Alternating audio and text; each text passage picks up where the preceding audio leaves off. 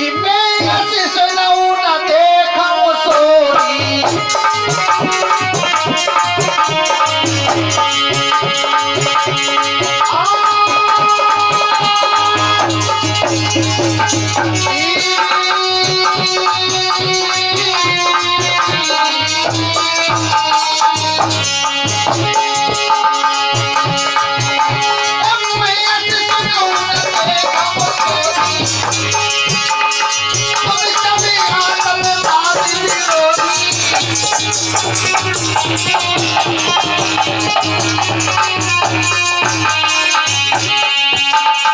चेतन की कमी न होई,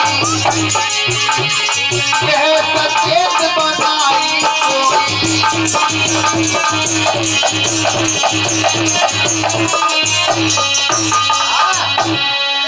आज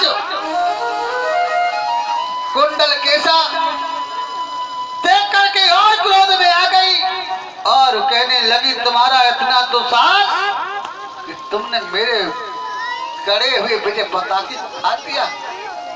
आओ आज हमारे सामने बैठ करके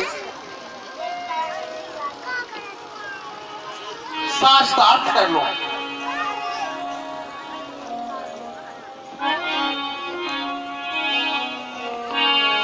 कुंडल केसा ने कहा, हे सारपुत्र, मैंने पूछकर तो नहीं देखा, पर ऐसा सुना है कि तुम लोग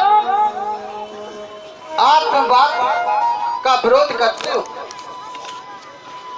लेकिन अगर शरीर में कोई चेतन आत्मा या जीव ना हो तो क्या कोई शरीर चेतन दिखाई दे सकता है? सारपुत्र कहने लगे, सुनो सुनो कुंडल केसा, जो शरीर को चेतन ऐसी सत्ता का अस्तित्व तो बुद्ध मानते हैं, लेकिन वह चेतना शरीर के नष्ट होने के साथ ही नष्ट हो जाती है। शरीर में कोई ऐसा जीव नहीं होता है जो शरीर के नष्ट होने के बाद फिर नष्ट ना होता हो। तो कुंडल केसा कहने लगी, हे सारपुत्र, ऐसा तुम्हें कौन सा प्रमाण मिला है? कुंडल केसा ने सारपुत्र से कहा, ऐसा तुम्हें कौन सा प्रमाण मिला है कि शरीर के साथ जीव भी नष्ट हो जाता है?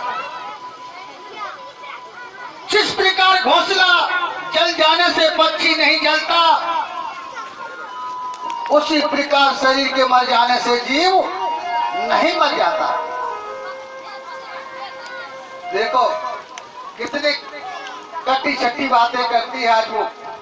सारपुत्र ने कहा, सुनो बहन, सुनो कुंडल केसा, पक्षी तो घोंसले से अलग होते हैं। क्या बोले? पक्षी तो घोंसले से अलग होते हैं, क्योंकि वे सुबह शाम घोंसले में आते जाते रहते हैं। लेकिन शरीर से कोई जो है जीव अलग नहीं दिखाई देता है, और दिखाई देता हो तो बताओ, कान शरीर से अलग है? नहीं। आंख शरीर से अलग है? नहीं। कहने लगे सारपुत्र, ऐसा कोई अंग नहीं है, कोई जीव नहीं है शरीर का जो शरीर से अलग हो। मेरे धर्म प्रेमियों,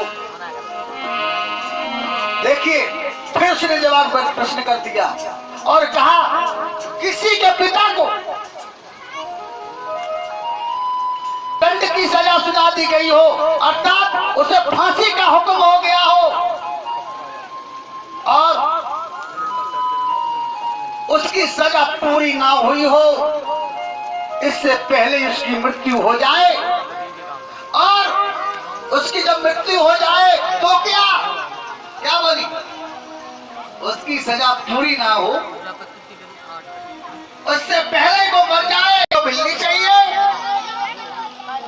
सारपुत्र कहने लगे, सुनो बहन, यदि तेरे पुत्र में भी वही गुण हैं पिता की तरह। यदि पुत्र में भी